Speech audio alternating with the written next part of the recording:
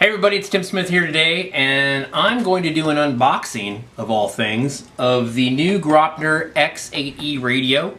As most of you know, I've been using this radio for a little while now, and this is a buddy of mine who just got it today, so we're going to do a little unboxing for you guys and see what you get for your money. So this is how it comes, and let's open her up and see what's in it. The coolest thing about this is you get an aluminum case with it. How great is that? So we open up the aluminum case, and inside we have a receiver sitting here for us, the awesome radio, and then charger cable, some data cables, a little packet to move it from left side to right side steering and adjust the tilt in it. Packet that has the little memory card, which I'll explain later, and more of the plugins that go in it. And so that's kind of what you get. Here's the screws and stuff that change the sides. So you get all kinds of stuff in here with it. So the radio. Let's talk a little bit about this radio. It's pretty cool looking, first off. It comes with a one cell installed that runs on 5,000 milliamp one cell pack. I have never even run this pack down. I just charge it because it's routine to do it. So it comes with that. So basically you're getting a radio system that's really ready to go. You're getting a receiver, a 4-channel receiver, a radio, and an aluminum case, and then all the stuff to plug in and do it. Now to charge this, we'll go on that real quick, because you just open the nose, and inside of here is the USB charger. You'll just plug this cord in, plug it into USB, and off it goes.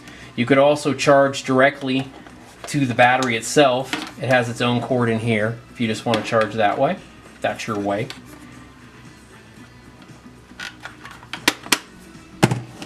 And then right in here is where you put your SD card.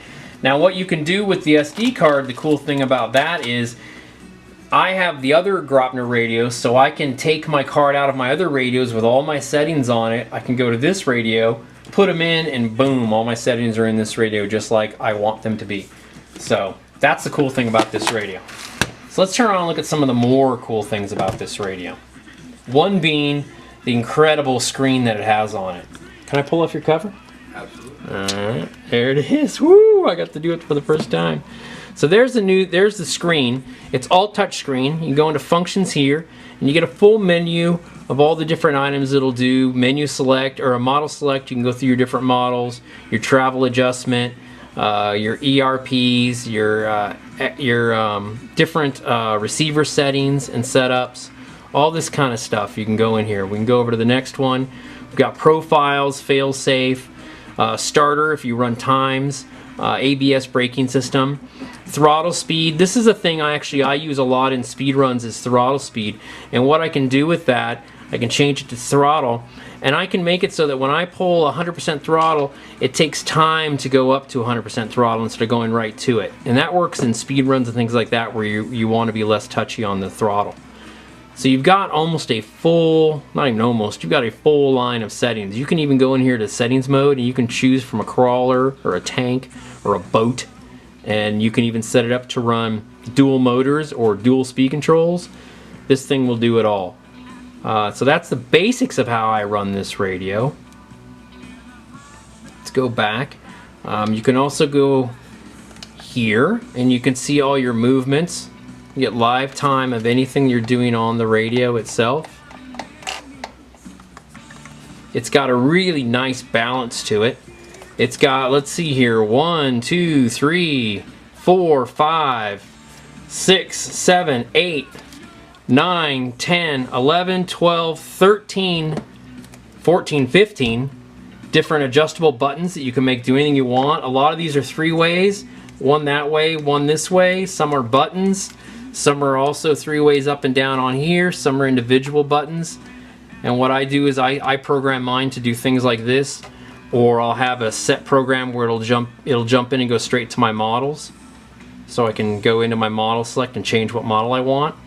This radio also has Bluetooth and Wi-Fi, so it can communicate with the Graupner speed controls. One of the coolest things about the hot system is you can actually go into this radio and speak directly with the Graupner speed controls and make all your adjustments without ever touching the car. I'll pull my car up on the side of the track. I'll go in here. I can adjust any timing I want, anything I want on the radio or on the car itself. Hit one button, it stores it in the car, and I can go off and drive with the new settings in it without ever having to touch or adjust the car. So there it is, the X8E, a quick breakdown of an incredible radio. You can also change all the colors on the lights if you really want to. So there it is. Thank you. We've been on screen enough. This is a scale that I use. Sky RC, I believe, makes it, but you can get them at thetoys.com, or you can also get them at your battery buddy. Right? I'll put the link in the description below, guys.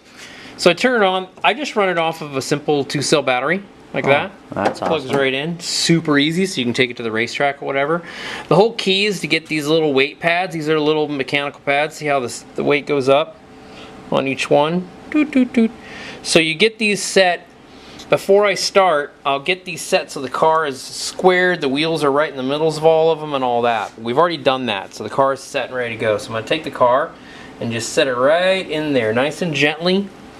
And then we're going to look at this. Now what I'm going to see on here is this is the weight on the front wheel left, and this is the weight on the front wheel right on these two wheels. These are the weights of the two rears. And you can see this one's got 9 ounces where this one only has 6. This one has 6 where this one only has 3. The car is twisted basically like this. It's twisted this way.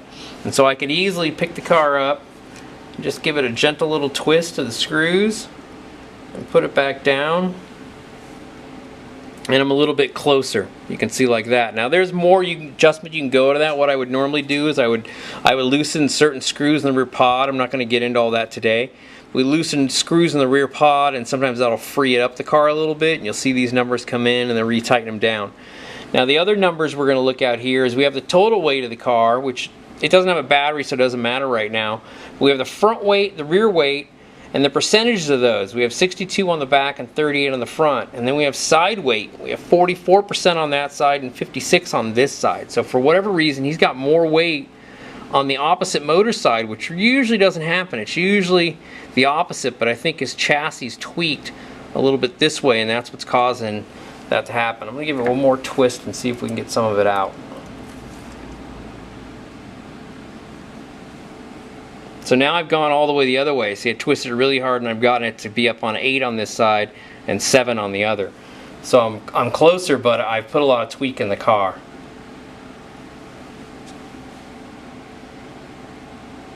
Now, if I can get the two rears really close and the two fronts are still off a bit, what I'll do with this, like this one right here, there's not enough pressure, is I want more spring pressure on this side. And so I'll actually pull this collar off and put a couple shims in there to increase the spring pressure on this side to get it up closer to the other side. Like that. It's pretty easy. It doesn't take a lot. I mean, I'm just touching my finger on there. But you can see I can bring that side up before the other side will start going up too much. So those are some of the things, but that's how you can use the scale. Use it that way. It'll teach you how to start adjusting your spring tension in the front, how to adjust the tweak in the back of the car. This bar right here that measures the flex this way in the car, it's not something that you're really going to adjust on this. That's more of launch angle and how you get the car to leave. I tend to have it set softer on a surface that's more bare, like a no prep, and then a strong surface like in Texas where it was really sticky, I'll stiffen this up. That's really the only adjustment there. So that's kind of how you set the tweak in the car, and that's how you can use the scale to do it. I mean, any questions about that? Pretty simple. That's pretty simple. But like I said before, I mean, this is probably how far my car off was in Texas. It was kind of like this, way off. And I mean, the car worked great. So if your wheelie bar is on point and all those kinds of things are right, then you can get away with some things bad in your car. But because this is a spec car, and this car doesn't run a wheelie bar, we've got to get this car straightened out. Okay, so real quick, what we're going to do is I'm going to show you how adjusting the timing can affect this and how you can see it. So this was the run we just made with the timing. You can see the band in there. So right now, I'm going to go ahead and I'm going to take a little timing out of the motor, and let's see how it reacts on the screen so you can see visually what the dyno can show you.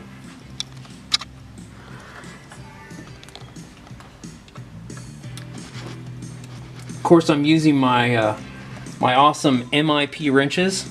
If you need wrenches in RC, this is the wrench to get, FYI. Alright, so I took about 4 degrees of timing out of it, and now I'll tighten these up again.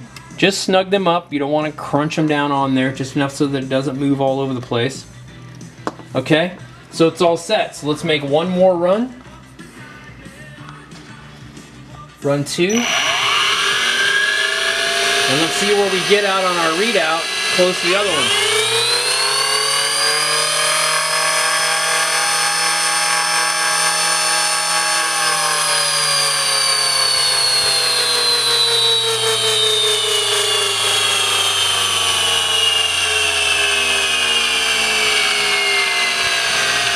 So you can see here now, after I took about 4 degrees of timing on it, see how the motor fell off on RPM and power. It's far below. This was almost near 22,000 RPM, and this time we barely made it to 20,000. We lost 2,000 RPM, and that's the basics of how you're going to use a system like this. You're going to make an adjustment, you're going to take a reading, and you just continue to try to improve that adjustment in any way you can. So wanted to show you that, the simple way of how to use one of these dynos and what you can use them for in any kind of motor application.